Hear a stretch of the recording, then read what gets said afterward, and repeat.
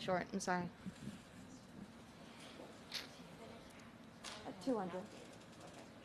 All right, here with Linnea Stro, finishing at 2 under, an even par day for you. What was the differences between how you were feeling yesterday into today? Well, going into the day, I just tried to reset from yesterday and just continue to play smart out there. And the wind was pretty strong today as well. So the wind is for sure the tricky part of this course. And then today, I also thought that some of the pin placements were pretty hard. So I just tried to hit the right spots on the green and then accept that it's good with pars on some of these holes. You had 9 consecutive pars on your back 9 there. Take us through some of those holes, and how important is it to stay consistent as you go through that back 9?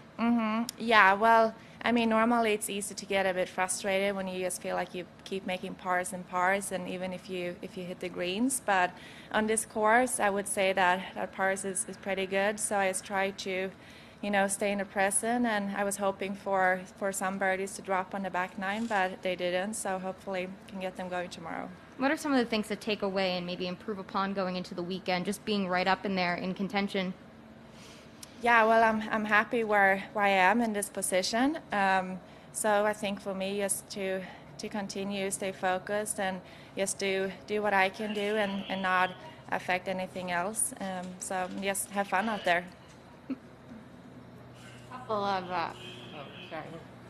there's a couple of players from your alma mater up on the board as well. How much, when you first came out on tour, turn pro, or even in college, did Anna or Carlotta influence you? Yeah, well, there are players that I really look up to, and even the years as a junior and as an amateur, I followed their career on the LPGA Tour. So it's very fun to finally be out here and to play on the same level as they do. So I'm just enjoying it, and I continue to look up to them. Thanks. Through 2 days here, what's been the best part of your game? Good question. I would say my iron game. Yesterday I was very good off the tee, but today I was spreading it a little bit more, so it's a little bit more in the rough. So I would say that I hit my irons pretty good to always just try and get it back to the middle of the green. And that stretch of pars on the back 9, were they stress-free pars, or any good up and downs in there? A couple good up and downs. Yeah. I had a good up and down on the 10th hole, and a good up and down on 15 as well. So yeah, not always on the green, but still pretty decent. Did you like this course from the moment you saw it, or? I do. I actually, after the first practice round, I had a really good feeling about the course. And to me, that's hitting it pretty far. I think you have a little bit of advantage on this course as well.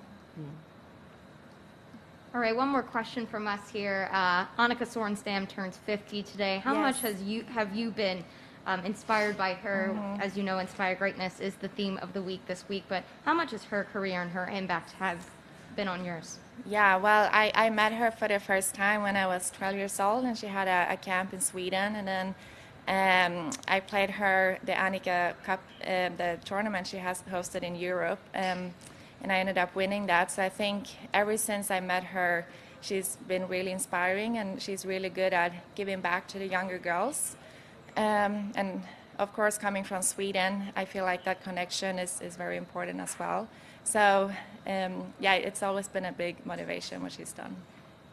All right. If there's no other questions, Oh, yeah. I think that will do it here. Thank you so much for joining us, Linnea. Thank you.